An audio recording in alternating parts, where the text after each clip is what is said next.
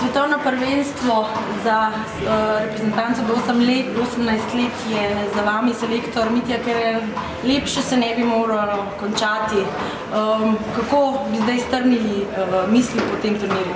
Ja, to je res, lepše se ne more končati kot zmago, predvsem še s tem, da smo to naredili doma na Bledu. Ampak pred prvenstvom seveda je bil skriti cilj tudi osvojitev prvega mesta, ampak mi vedeli smo, da bo to težko, glede na to, da so reprezentance dokaj izenačene, kar tudi na koncu kaže rezultat. In dejstvo je, da so vse reprezentance skoraj na 2 točkah razlike in tudi do konca se ni vedeli, katere mesta bojo zasedale posamezne reprezentance. Tako da več kot čestitke fantom. Vemo, da gre za generacijo dobrih fantov, zato je bil tudi na nek način cilj visoko postavljen, ki pa smo ga seveda na našo srečo tudi osvojili.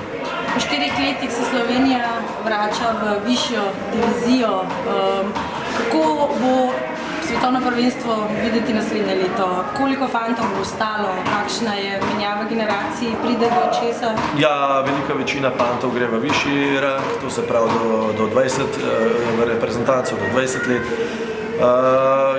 Skoraj cela generacija fantov se zamenja, v bistvu 5 fantov je letnika 2000, ki bo še naslednje leto zastopal barve Slovenije do 18 let. Nova generacija, seveda, višja divizija je pa še ena stopnička višja, se pravi po znanju in po hitrosti in vsem, tako da bo zelo težko. Ampak seveda mi bomo vse naredili, da ostanemo v višji diviziji.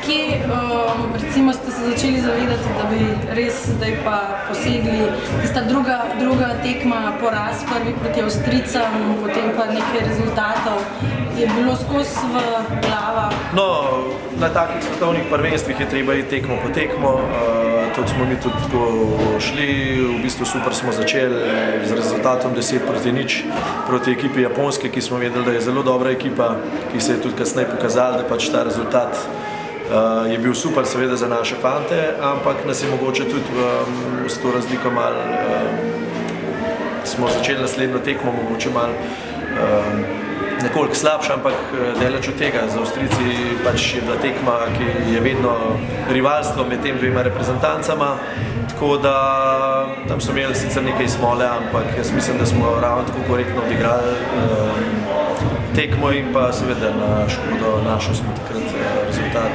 mislim, smo tekmo izgubili, ampak smo vedeli, da mora potem neka druga reprezentanca nekaj za nas narediti, kar je v tem primeru naredila Italija, in potem smo zopet videli, da je možnost osvojitve tega prvega mesta, ampak kot sem že prej povedal, mi smo šli tekmo po tekmo, tako da na koncu je tudi ta zadnja tekma odločala v teh mestih, ki smo jih na koncu zasedali. Omenila sva že menjavo generacij. Tule res Dragulj, Jan Drozg, po 4 tekmah je dosegel 13 točk, stopa tudi tu. Imamo naslednjo generacijo, oziroma kako vi vidite naslednjo generacijo, naslednje generacije mladih? No, vse generacije imajo kakovostne igralce, lahko rečemo, da Jan Drozg nekoliko odstopa od vseh teh fantov, ampak jaz mislim, da se v Sloveniji dobro dela po vseh klubih, tako da bomo sigurno še kakšnega fanta najdeli, ki bo lahko zastopal na takem nivoju, kot je nekje Jan tudi v naslednjih generacijah, ker je treba izpostaviti, da vsi klubi v Sloveniji odlično delajo, ne dobro, glede na to, da imamo tako majhno bazo igralcev in dosegamo za nas, bom rekel, zelo visoke rezultate.